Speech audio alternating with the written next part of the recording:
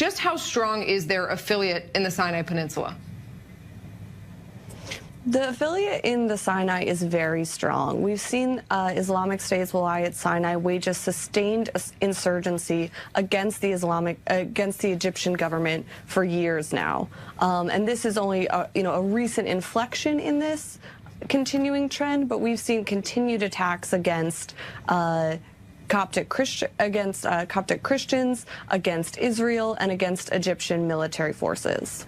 Alexandra, as Islamic State loses ground in places like Iraq and Syria, is this an indication, perhaps in Sinai, we may see their affiliates step up operations in other theaters in the Middle East and beyond?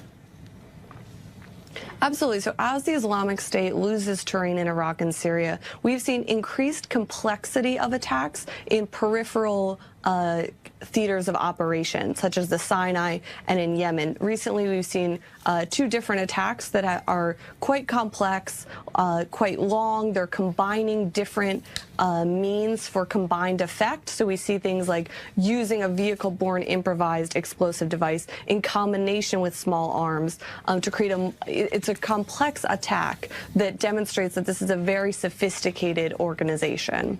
Alexandra, the Egyptian government seems to have the same response now with that statement, use brute force if needed in the Sinai, a similar response to what we've heard for decades in Egypt, which is that a military response is the solution to attacks like this in Sinai. From your research, do you think that that is the path, or is the Egyptian government missing a key point here? So Sisi's rhetoric is absolutely about brute force, but I think the actual strategy is a bit more nuanced than that. So we see in recent days more of an increased outreach to the tribes in the region. And this is a really important development. There absolutely needs to be a counterinsurgency approach here that works very closely with the tribes for intelligence, their cooperation.